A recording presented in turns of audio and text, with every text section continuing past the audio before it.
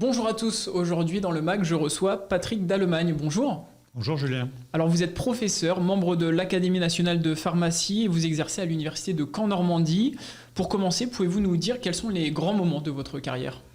Alors les grands moments, je pense qu'il y en a eu plusieurs en effet, mais sans doute le plus grand moment, c'est lorsque vous rencontrez du succès dans un programme qui est en place déjà depuis de nombreuses années, comme c'est le cas avec le programme dont on va parler tout à l'heure, et qu'enfin il y a des résultats positifs qui vous laissent espérer apporter, disons, des solutions à un nombre important de malades. Et donc ça, c'est vraiment une grande satisfaction et un grand moment dans une carrière. C'était votre objectif de vie un petit peu ? Oui, tout à fait. Quand on est chercheur, je pense qu'on veut avant tout être utile à la société et lui rendre ce qu'elle nous donne, puisque nous sommes rémunérés et entretenus financièrement dans nos travaux par la société. Il est normal de lui apporter en retour du positif et en l'occurrence peut-être un bénéfice thérapeutique. Vous êtes donc à la tête du Centre d'études et de recherche sur le médicament de Normandie, créé en 1974 par le président Robat. Vous avez pris la direction en 2010 du centre qui compte environ 50 personnels, dont 30 permanents. En quoi consiste cette activité de recherche ? Donc l'activité de recherche du Centre d'études et de recherche sur médicaments de Normandie, globalement, ça s'appelle du drug design, c'est-à-dire que l'on va, avec un mot un peu franglais, designer, c'est-à-dire concevoir en somme, des nouvelles molécules qui auront une visée thérapeutique ou éventuellement diagnostique, c'est-à-dire qu'on va créer des nouvelles entités chimiques et puis on va les évaluer biologiquement pour vérifier si elles possèdent les activités thérapeutiques qu'on leur imagine, et si ensuite on peut les engager dans différentes études précliniques, puis cliniques chez l'homme, et enfin peut-être devenir un médicament. Alors combien de temps ça prend par exemple pour créer un nouveau design ? Alors pour designer une molécule, ça va prendre au total très longtemps, puisqu'on imagine qu'entre le tout début et la mise sur le marché d'un médicament, il faut une vingtaine d'années au moins. Donc c'est une très longue période. Le design, c'est vraiment la première partie de cette longue période et ça va durer peut-être entre 5 et 6 ans où nous allons concevoir ces molécules, où nous allons les fabriquer, où nous allons les évaluer biologiquement et puis les modifier pour petit à petit avoir véritablement ce que l'on va appeler des leads dans notre jargon, c'est-à-dire des molécules qui vont pouvoir devenir ensuite des candidats médicaments et être, comme je l'ai dit, engagés dans des études précliniques réglementaires, puis cliniques, c'est-à-dire chez l'homme, et enfin donc devenir des médicaments. Donc il y a des grandes étapes pour aboutir au projet final. Sur quels outils est-ce que vous travaillez ? Alors effectivement, nous utilisons plusieurs outils dits de drug design. Par exemple, nous utilisons bien entendu l'outil chimique, c'est-à-dire que nous mettons en place de nouvelles réactions nous permettant de créer de nouvelles entités chimiques. À côté de ça, nous utilisons des outils qui, eux, sont qualifiés de chémo-informatiques. En clair, ça va nous permettre d'utiliser l'informatique pour tester nos molécules de manière virtuelle, c'est un peu comme un jeu vidéo, et ensuite il faudra bien sûr vérifier la réalité de cette virtualité, si j'ose dire, mais en attendant ce sont des outils très précieux que sont les outils chémo-informatiques. Nous avons également un outil extrêmement précieux à Caen, puisque c'est notre chimiothèque, qui est tout simplement la plus importante chimiothèque académique en France, où il y a 19 000 molécules toutes originales, qui ont été synthétisées depuis 1974 et la création de l'unité. Et cette collection, elle nous sert à trouver des nouvelles pistes dans de nouvelles thérapies, en testant des molécules qui ont peut-être été synthétisées il y a 20 ans pour être un potentiel anti-sida et qui aujourd'hui pourraient peut-être être un excellent anti-Alzheimer. Donc là, vous voyez, il y a différents outils, les outils chimiques, les outils chémo-informatiques, la chimiothèque, qui constituent véritablement ce avec quoi nous travaillons pour concevoir de nouveaux médicaments.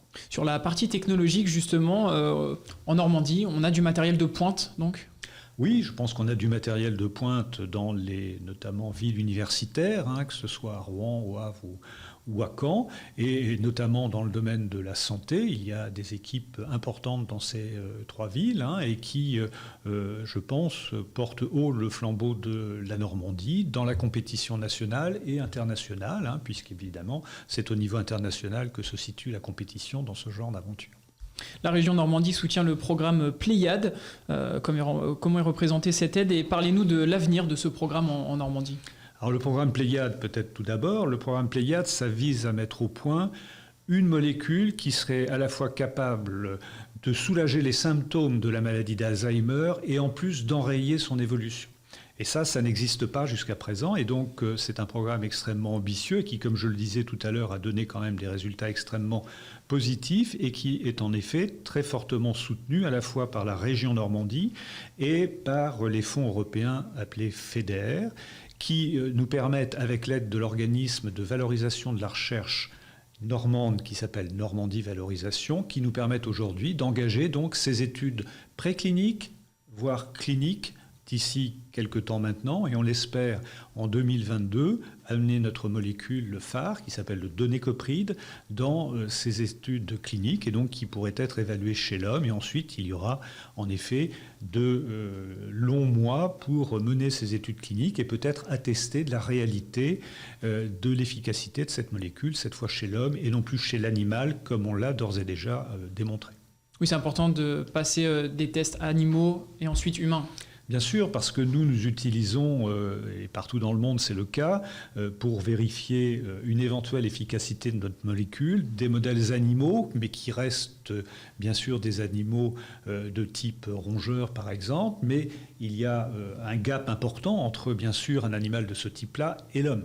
Et ce n'est pas parce qu'on a une efficacité qui est démontrée dans un modèle animal qu'on va retrouver cette efficacité chez l'homme. C'est bien sûr la raison pour laquelle il faut entreprendre des études cliniques, mais avant cela, il faut aussi prendre toutes les précautions, bien entendu, pour que ces études cliniques ne conduisent pas à des effets toxiques et qu'on puisse s'assurer véritablement de l'innocuité de la molécule avant de l'engager dans ces études chez l'homme. C'est ce que nous sommes actuellement en train de faire pour le programme Pléiade, avec donc l'aide très importante de la région et de l'Europe, puisque c'est une aide de 3,5 millions d'euros qui a été accordée par la région Normandie au programme Pléiade.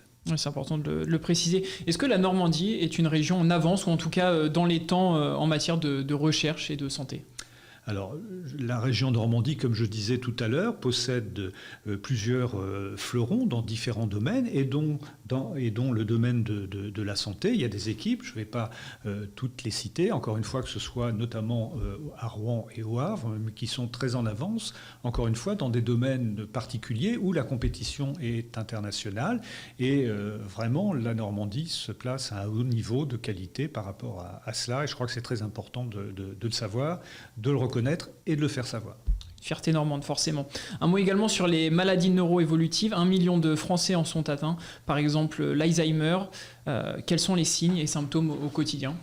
Alors je crois que évidemment les symptômes de la maladie d'Alzheimer sont malheureusement bien connus parce qu'il y a de nombreuses personnalités qui sont atteintes de cette maladie et certaines même sont d'ores et déjà décédées. On a pu voir en effet certains symptômes de la maladie. Évidemment, on connaît tous les symptômes de la mémoire mnésique, les troubles de la mémoire. Les gens, effectivement, petit à petit, perdent toutes les mémoires qu'ils possèdent, que ce soit la mémoire à long terme qui est fréquemment touchée en premier, mais également la mémoire à court terme qui est touchée en premier, mais que ce soit également la mémoire à long terme. Il y a d'autres symptômes cognitifs. Tous les symptômes, toutes les fonctions cognitives vont être altérées au fur et à mesure de l'évolution de la maladie. Et en effet, que ce soit les troubles du langage, que ce soit la difficulté à reconnaître les visages, y compris des personnes proches, ou la difficulté à se servir d'ustensiles pourtant très usuels, tels qu'un couteau pour éplucher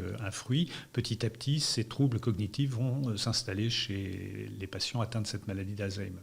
Pour finir, un mot sur l'article que vous avez publié avec Christophe Rocher, professeur à l'Université de Caen-Normandie, fin septembre dans le journal The Conversation, où vous questionnez le repositionnement des médicaments pour lutter contre cette maladie, justement. Qu'est-ce qu'on y retrouve ? En effet, parce que la crise du Covid a bien mis en lumière cette démarche de repositionnement. Il s'agit en fait de proposer un médicament qui là est déjà sur le marché dans une indication, de le reproposer dans une autre indication sur la base de faits scientifiques. Eh bien, nous avons écrit cet article, puisque, en effet, à côté de rechercher de nouvelles molécules, nous également avons une étude qui vise cette fois à repositionner un certain nombre de médicaments dans la maladie d'Alzheimer, et nous avons pris en ce sens un brevet. Et actuellement, nous sommes également soutenus par Normandie Valorisation pour développer les études sur cette nouvelle L'article est à retrouver sur le site theconversation.com. Soigner la maladie d'Alzheimer en réutilisant d'autres médicaments. Merci à vous, Patrick Dallemagne, d'avoir participé. Merci beaucoup, Julien.